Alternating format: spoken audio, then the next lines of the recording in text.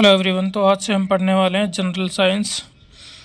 ये पूरा सेक्शन रहेगा, रोज़ एपिसोड हम इसमें अपलोड करेंगे और जनरल साइंस पूरी कवर करेंगे। तो शुरू करते हैं साइंस में। पहले फिजिक्स से गतिकी। तो गतिकी क्या होती है?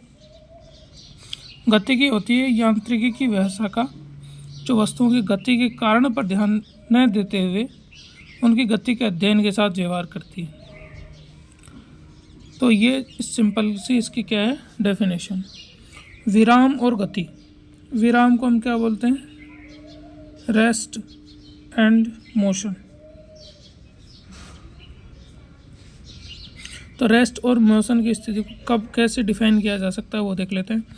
एक वस्तु को विराम तब कहा जाता है जब वह समय के साथ अपने परिवेश क्रम में अपना स्थान नहीं बदलती है।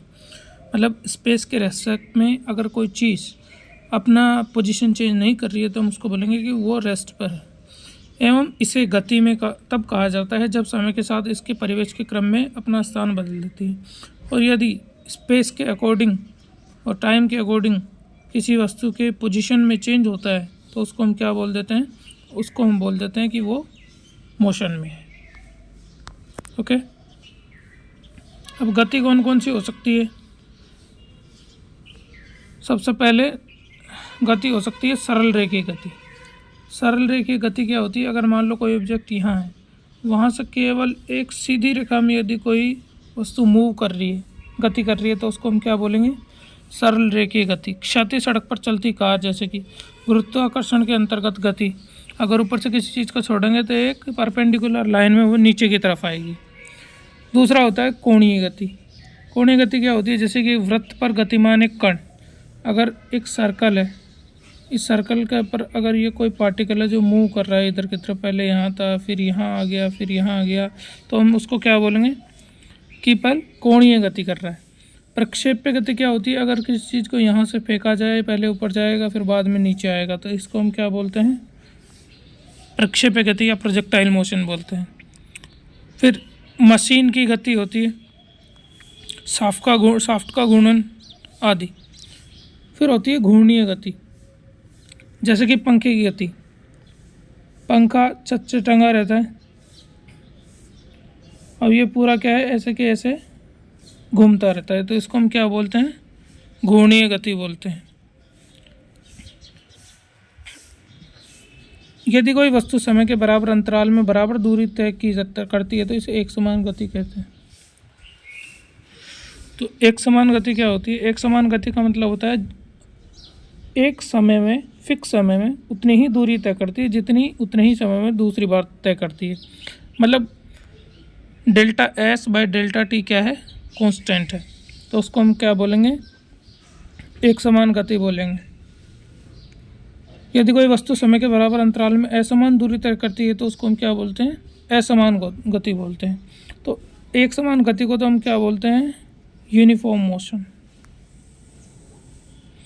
और असमान गति को हम बोलते हैं नॉन यूनिफॉर्म मोशन। ध्यान रहेगा। आगे देखते हैं। अब चाल क्या होता है? तो चाल बराबर दूरी बटा समय। चाल को याद करने का तरीका क्या होता है? चाल बराबर दूरी बटे समय। तो s बराबर d बाई टी। तो यहाँ से अगर हम d निकालना चाहें तो d बराबर क्या आ जाएगा? st। dsT करके आप याद रख सकते हैं, d बराबर st। यदि एक पिंड है जिसकी वेलोसिटी v1 है, दूसरे वाले की वेलोसिटी v2 है, अगर वो इन वेलोसिटी से समान दूरी तय करता है तो जो एवरेज स्पीड है दोनों की, उनको हरात्मक माध्य से निकाला जाता है। जैसे कि दोनों की जो एवरेज स्पीड होगी वो क्या हो जाएगी? 2v1 v2 upon v1 plus v2 हो जाएगी। ठीक है ना। अगर मान लो एक कार है जो v1 स्पीड से जा रही है, दूसरी कार v2 स्पीड से जा रही है, लेकिन दोनों के द्वारा तय की गई दूरी जो क्या है बराबर है, मान लो 100 किलोमीटर है। तो अगर हम बोला जाए कि उन दोनों के बीच की औसत चाल निकाला जाए तो हम कैसे निकाल सकते हैं? उनका हरात्मक माध्य निकाल सकते हैं, 2v1 v2 upon v1 plus v2। समझ गए? जब एक पिंड v1 और v2 चाल से समान समय के लिए यात्रा करता है तो इसे अंकगणितीय माध्य कह सकते हैं। कौन सा माध्य कहेंगे? अंकगणितीय माध्य। ठीक है। एल्जेब्रिक सम बोल देते हैं इसको, कि एल्जेब्रिक सम कर दिया जाए कि अगर दो स्पीड है v1 एंड v2 तो दोनों को जोड़ के v1 plus v2 divided by 2 कर दो। उसको देख लेते हैं कि वेग क्या होता है। वेग होता है कि किसी भी ऑब्जेक्ट के विस्थापन के परिवर्तन की दर को हम क्या बोल देते हैं, उसको हम बोल देते हैं वेग। वेग बराबर क्या हो जाएगा, विस्थापन बटे समय। अब जो वेग होता है, वेलोसिटी, ये क्या हो सकती है, यूनिफॉर्म भी हो सकती है या नॉन यूनिफॉर्म भी हो सकती है।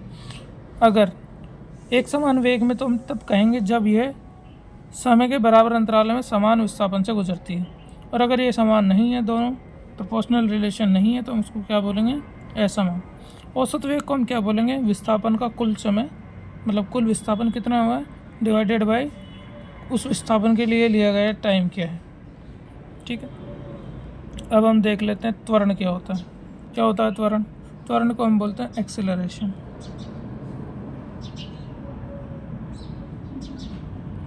तो क्या होता है एक्सेलरेशन?